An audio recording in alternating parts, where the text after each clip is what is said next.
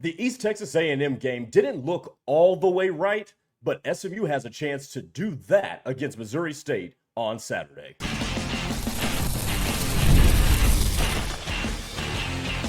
You are Locked On SMU, your daily podcast on the SMU Mustangs, part of the Locked On Podcast Network, your team every day. Welcome into Locked On SMU as we close up another week and we get you ready for SMU taking on Missouri State on the road. The first time the Mustangs will hit the road in the 2025 season. I'm Grayson Singleton, and our show today is brought to you by Mazda. Like our players, we sweat every detail because when you make every move count, pulling off the unexpected is only the beginning. Stay tuned later for the highlights of this week's Mazda moving the game forward. Move and be moved. Coming up on today's show, we will hear from Rhett Lashlee, or I'll read you what Rhett Lashlee said to the media this week about how SMU still has the formula to be able to win big-time games. They just got to finish out the last 2%. A little teaser on that. We'll also talk to you about the injuries going into the Missouri State game. And let's do another recruiting update because SMU is eyeing a pretty star-studded class. And I'll tell you about that as we close up shop and head into the weekend. But let's start with this. My keys to the game.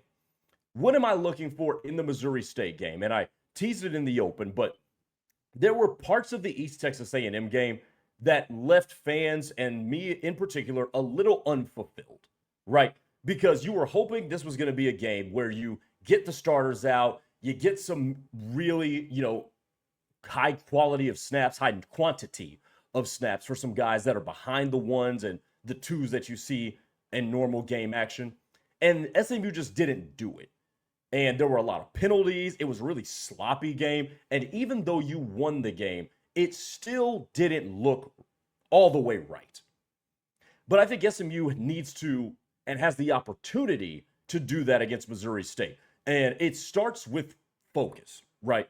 It starts with you're going on the road against a far inferior opponent. Missouri State has not played Power 4 teams competitively at all in recent years, really almost going back to 2021, I believe is when it was, when they almost beat Oklahoma State in Stillwater. But since then, Missouri State has not played Power 4 teams tough at all. So you should be able to score a lot of points on these dudes, particularly with how explosive SMU's offense has been. But you got to start fast. You got to start fast and then continue that wave all throughout the game because focus is everything, man. And if you sleepwalk into a game like this, it's going to send a really bad signal, particularly after what you left us on was when you didn't finish well in the fourth quarter and overtime against Baylor. Now, that didn't have a lot to do with focus. I think that has more to do with strategy and attrition.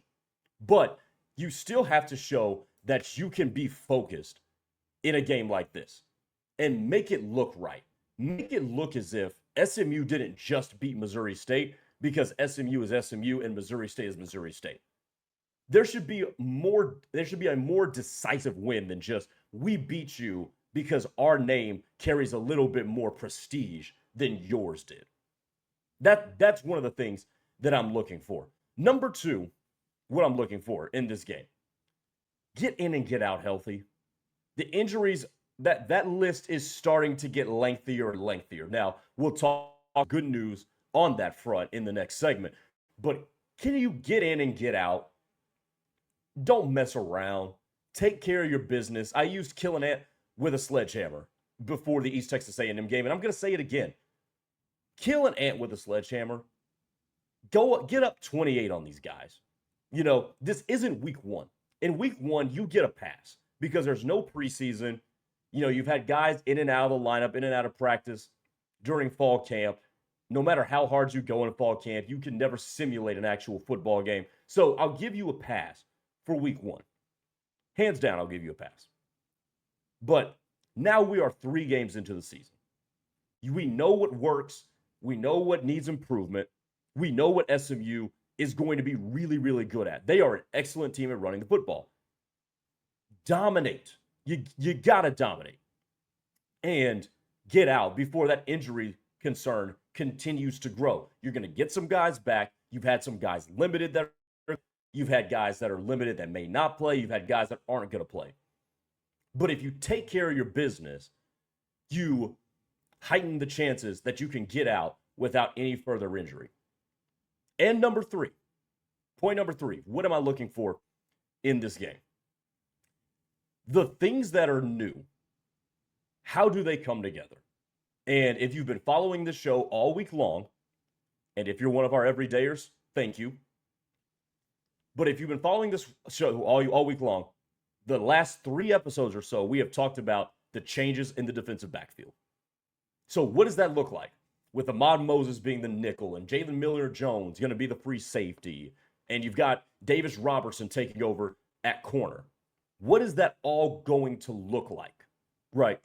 Does it all come together? Does it seem a little bit more cohesive? Because I'll tell you what, even though it was against East Texas A&M, I came on this show and was like, something doesn't look right at corner opposite Deuce Harmon. And look, Deuce Harmon wasn't great against Baylor himself, but something opposite Deuce Harmon, and just even if that slot position is on the same side as Deuce Harmon, that was enveloped in that as well. But something didn't look right there. So can whatever is new, can the new changes, does that look cohesive? And this is a good game to try that out and see if it looks cohesive, see if you need to make any further adjustments before you go play TCU in Fort Worth and then head into conference play. So those are the 3 things I'm looking for. But ultimately, it all comes back to make it look right. Be focused and be buttoned up. Let's not have 8 penalties in the first half again. I mean, that East Texas A&M first half, while there were some explosive plays, while there was some good stuff that happened, it just didn't look right, and it started with 8 penalties in the first half. But you get the sloppiness week 1 pass excuse in week 1.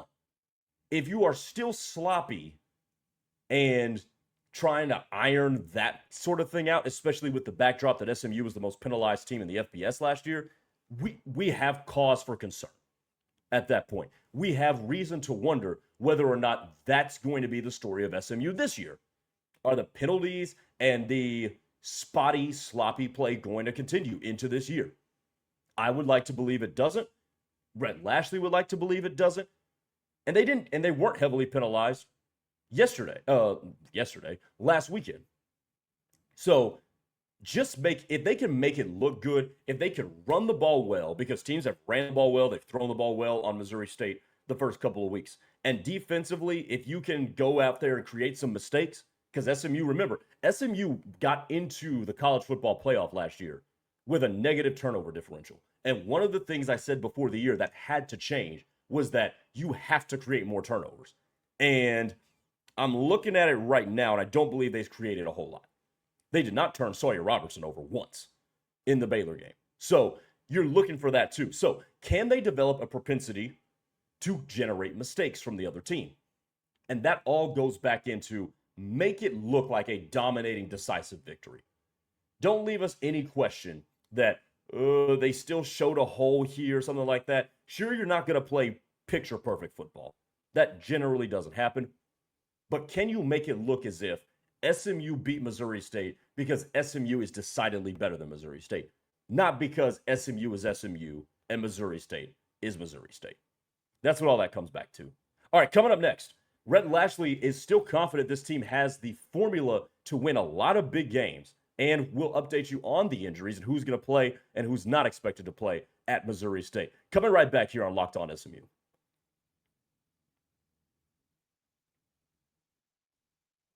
This episode is brought to you by Mazda's Moving the Game Forward.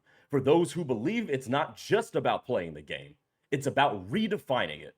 There are moments that do more than put points on the board. They move crowds, move culture, and keep moving that game forward.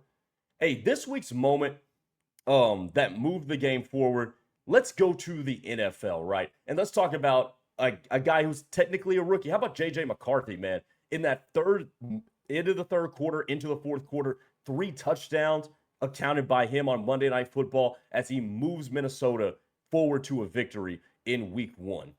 And when you follow what moves you, the unexpected is just the beginning. And just like there's more to every highlight, there's more to a Mazda vehicle. Mazda, move and be moved. All right, back here on Locked On SMU. By the way, go ahead and subscribe to the channel on this Locked On SMU YouTube page. Thanks to all our audio listeners as well on Spotify, Apple Podcasts, or wherever you get your podcasts. And go ahead and follow me on Twitter at Gray_Singleton2. Would love to interact with all of you there. So Rhett Lashlee, he still believes that SMU did a lot of good things against Baylor. And I would say SMU did do a lot of good things against Baylor. Obviously, they just didn't finish it out. And I think SMU, by virtue of that, has the formula to compete in and win really big games on their schedule this year. Here's Coach Lashlee. He says, quote, "If it says 98%, the reality of it is the hardest thing to do in sports is close out. Those last 2% is the hardest 2 of the 100. I think there's some lessons to be learned, some painful growing pains that we got to go through. Make no mistake, we don't accept it and want to tolerate it. We're not okay with it. We're pissed off about it because the guys put in so much work throughout the year, throughout the week, and for 3.5 quarters to put themselves in a great position to win against a good football team, in my opinion, a top 25 caliber football team. Like I said, I think we deserve to win, but we didn't earn the win. It's very similar. You think about the Duke game last year. We probably didn't deserve to win, and we did. We're not giving it back. They aren't either. I think there's a lot of positives, but when you lose, nobody thinks about that. And look, that ultimately goes into we just have a little bit mentally to do to get over that hump and consistently win these big games. And that's all it is. Because if you look through 3.5 quarters of that game, go back to the Baylor game, and this is the last time we're going to do it. But go back to that Baylor game and think about the first 3.5 quarters. There was no question whatsoever who the better football team was. One football team was ranked in the top 25. I have no idea how many top 25 votes the other team had. It was clear and decisive. And then one team kept its foot on the gas and the other didn't. One team made all the minutia and the detailed plays late in the game to win it, and the other may have had a bad mismanagement on one possession. The other's defense bowed out to attrition. The other's special teams let them down in those final 4 minutes. That's all it was. But for the first 47, 50 minutes of that game, there was no question, none whatsoever, as to who the better football team was. It was clearly SMU. There were some people in the YouTube comments talking about that Baylor was outplaying SMU. And I'm like, what game are you watching? I mean, SMU was going up and down the field. They were getting pressure on Sawyer Robertson. They were running the football and stopping the run.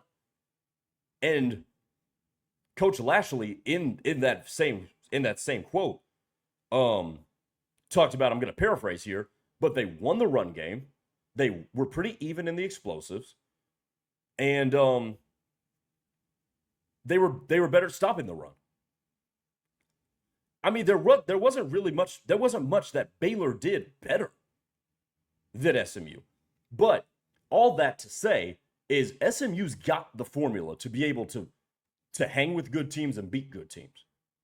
Look, if they come out and establish physicality against Miami and they run the ball well and they stop the run and make Carson Beck and that offense one-dimensional, SMU absolutely can hang with them.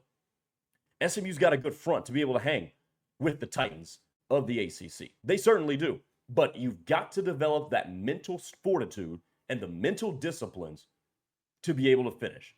And the coaching staff, to its credit this week, has proved that, hey, this was not good enough. There's no moral victories from this. We're going to reshuffle things that we need to reshuffle. We're going to make sure that our guys that can be ready to go are ready to go. Excuse me. And we're going to go from there. And I wonder if we see a more aggressive coaching staff this year, particularly the rest of the year, particularly on the defensive side with Scott Simons, because he got ultra conservative and just played to, hey, let's make sure we don't give up the big play. and let them march down the field. Let's make sure they don't get behind us. Well, what they do, they march down the field, and in college football, when you get first downs, the clock stops. That can preserve, 10 to 12 seconds every time you get a first down. So that just doesn't really work as well in college as it might in the NFL. So they seem like they've learned from it. They seem like they've wanted to move on from it, and they're going to be better. And I believe SMU, if they just figure out that 2%, will be just fine.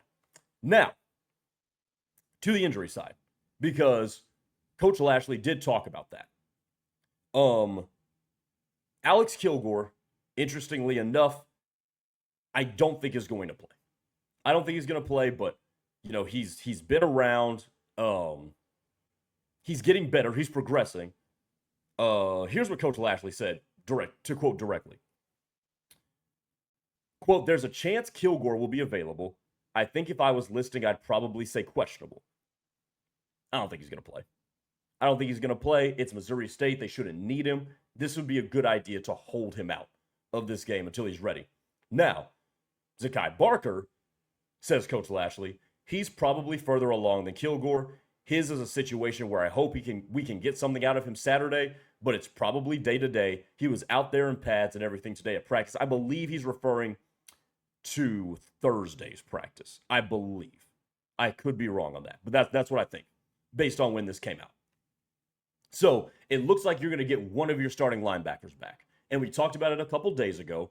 Zakai Barker was listed as a number 1 at the middle linebacker spot. So it seems to be that he is going to start. And if I had to wager a bet, Alex Kilgore will not. Kevin Jennings should be just fine. X-rays came back negative. He was limited on Thursday. And according to Coach Lashlee, all signs point to it being nothing serious. And they expect him to be full go on Saturday. So there's your Kevin Jennings update. No updates on Jordan Hudson. He has been out riding a bike on the sideline. Isaiah Robertson is going to be out a while, according to Coach Lashlee. So you're not going to see the true freshman for a minute. But how about this? Andrew Chamblee is available, the tackle. So if there is a situation where you can pull the first string, you could see a guy like Andrew Chamblee out there. He is healthy and ready to go. He was a full participant Wednesday. So when the media was allowed to be there on Wednesday, he was a full participant and ready to go. So I'm going to say that if they get into a situation where they handle their business, you will see Andrew Chamblee. And I think that's all the injuries of note. Jordan Hudson not coming back right now. I don't expect him back for the remainder of conference play. And maybe out for the Syracuse game too. That we don't know. We'll see. But there's your injury update heading into the Missouri State game. One more segment to go. Coming up next, let's update you on some recruiting because there's a lot of positive things that are going down behind the scenes for SMU, which is kind of surprising to me given that they blew that game to Baylor. We'll talk about it to close up the show here on Locked On SMU. If you're trying to stay on top of your routine, whether that's workouts, long days on campus, or staying focused through back-to-back classes, hydration is where it's all going to start. And that's where DripDrop comes in. Because when I'm on top of my hydration, I notice everything works better. My energy, my mood, my focus, my skin looks better. I do this podcast better. I broadcast better. But getting enough fluids every day just isn't always easy, especially for me. That's why I love DripDrop. DripDrop is a doctor-developed and scientifically proven for fast hydration. It uses the perfect balance of sodium electrolytes and glucose to help your body absorb fluids quickly, delivering 3 times the electrolytes and half the sugar of the leading sports drink. I've tried a lot of electrolyte powders in my life. I was a former basketball player, tried a lot of them, but nothing tastes as good or works as fast as DripDrop. I always keep a few packets in my backpack. It saved me more times than once from that midday crash so I can keep my hydration on point. Right now, DripDrop is offering Locked On listeners 20% off your first order. Just head to DripDrop.com and use promo code LockedOnCollege. That's DripDrop.com, promo code LockedOnCollege for 20% off. Stock up now before the heat continues to hit hard. It's almost the weekend. We're there, everybody. And it's time to look back and crown this week's MVP on Who Delivered, powered by DoorDash. Just like you can win every Saturday with DoorDash Streaks, saving more every time you order, these players delivered when it mattered the most. Hey, let's go ahead and break it down. We've talked about Sawyer Robertson. We've talked about J.J. McCarthy and Josh Allen. But how about, guys like the USF guys? USF, man, they just continue to show up big time. Blow out Boise State, and then they get the kicker to ice the game-winning field goal to beat Florida. 2 ranked wins. That's 2. They're on a streak now. And just like USF has delivered, DoorDash delivers on your Saturdays. And with DoorDash Streaks, you save every Saturday you order. Stack it up all season, and you could save up to $250, including $100 in DoorDash credits. Order this Saturday. Keep the streak alive and fuel your game day only with DoorDash. Terms apply, and the promo period runs through November the 18th. All right, one segment to go here on Locked On SMU, your team every single day, part of the Locked On Podcast Network. Okay, some recruiting updates. I was going through Rivals and trying to figure out, okay, was there any sort of recruiting fallout from the loss to Baylor? Because SMU had quite the targets up there in Dallas for that game. And I have to say, there has not been a negative fallout for SMU after losing that game to Baylor. So let's run this through. And thanks to rival Sam Spiegelman for putting this together. But right now, I am pleased to announce that SMU is the leader for 4-star quarterback Malachi Ziegler from Louisiana. We talked about him a couple of months ago, but if you forgot, Malachi Ziegler, 6'3", 190-pound, 4-star quarterback from Benton, Louisiana. SMU is the leader to land him. De'Aaron King has done a great job with recruiting Malachi Ziegler. And if you forgot what my take on Ziegler was, Ziegler, raw fundamentals, raw arm, and a lot of really good raw talent. Needs to be developed, but he's going to turn into a bigger quarterback too. Power arm, just needs, to be able to hit more of the layups. Good runner, good athlete. And I think this dude's going to be good. He's got the physical tools. He's got the physical build to be really good. So if SMU can seal the deal with Malachi Ziegler, that is a huge, huge win on the recruiting trail for them. But this just crossed my radar too. SMU is in pursuit of the number 1 quarterback in the class, according to Rivals, and that is Kavian Bryant. Now, Kavian Bryant also is being pursued by Texas and A&M, as well as Texas Tech. But I think it's A&M from what I've been hearing over the last couple of months. It's A&M and Texas are some of the names. I would favor A&M right now for Kavian Bryant. But SMU is still pursuing him. So if they don't end up closing the deal with Malachi Ziegler, Kavian Bryant is in the cards. This is what Kavian Bryant told Rivals. Quote, "I have a strong connection with the staff. Coach King and I text once a week because he recently played. That helps a lot because he knows things that can help with my development. On my visit, they showed me all the ways that I fit into their system." So De'Aaron King has done a good job with both Ziegler and Kavian Bryant. Right now, if I had to wager a prediction, I think Malachi Ziegler ends up in SMU's 2027 class. At wide receiver, 2 in-state prospects. Alvin Mosley out of Rasharon Crawford. He visited Dallas for the season opener against East Texas A&M. He said, quote, "The push from SMU is nice. Coach Likens shows me the team and how they play, and also how hard they want it this year. They've been making me feel like a priority because all the mail they sent me and how they check up on me a lot, calling all the time. SMU excites me because Coach Likens tells me that I play like all these receivers." Here's what's interesting about recruiting the wide receiver position.